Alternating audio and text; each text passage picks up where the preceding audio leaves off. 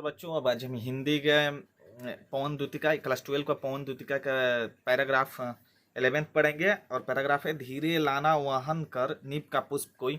और समाप्त हो रहा है, मेरे चिंता विजित चित्त को क्लांत करना। इस पैराग्राफ का प्रसंग जो है, इस पद्यांश में राधा पवन के कदम के पुष्प और वृक्ष के पत्ते के माध्यम से अपना संदेश सुनाने की विधियां बता रही हैं। तो आ जाते हैं, पैराग्राफ शुरू करते हैं। धीरे लाना वहन कर नीप का कोई पुष्प कोई। नीप मतलब कदम का।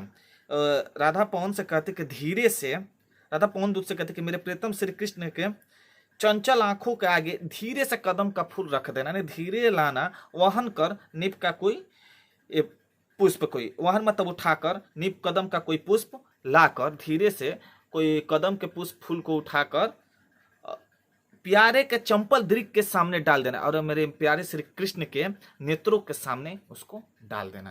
यानी कदम के फूल को धीरे से उठाकर मेरे प्रियतम श्री कृष्ण के दोनों नेत्रों के सामने उसको डाल देना। ऐसा देना प्रकट दिखला नित्य असंकिता हो। तुम उसको कह रहे जिससे यह प्रकट हो सके कि उनके वियोग में कैसे होती विरह बस मैं नित्य रोमांचित हूँ। तो उनके वियोग में प्रतिदिन किस प्रकार शंकाओं से घिरी रहती हूँ और मिलन के आस के कदम के फूल के जैसा पुनः पुनः रोमांचित हो उठती हूँ। यानी कह रही है, ऐसा देना प्रकट दिखला नित्य आशंकिता को। तुम ऐसा मतलब वहां पर लाकर डालना और ऐसा उनको बताना, प्रकट करना कि वो कितनी नित्य प्रतिदिन कितनी आशंकित हो, किसी शंके में रहती है। कौन? राधा।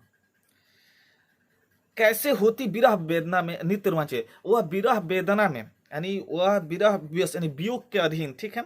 कैसे वह वियोग के अधीन वो शंकाओं से, वियोग में कैसे वो वियोग के कारण वो शंकाओं से घिर रहती है और मिलन के आस में कदम के फूल के जैसे और फिर से रोमांचित हो उठती है, नित्य रोमांचित हो।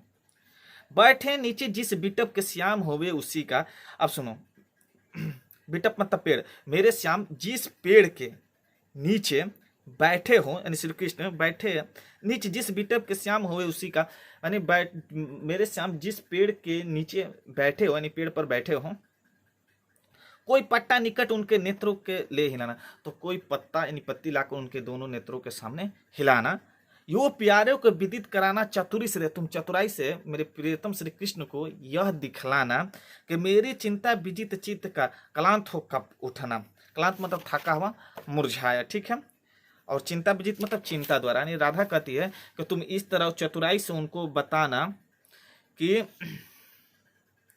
चिंता ने मेरे हृदय पर विजय पाकर मुझे किस प्रकार थका दिया। यानी राधा उनके लिए चिंतित है और उस पर चिंता ने उनके हृदय पर विजय पाकर उनको थका दिया है। अर्थात प्रिय के वियोग में वो प्रत्येक क्षण उन्हीं के विषय में चिंतित रहती हैं।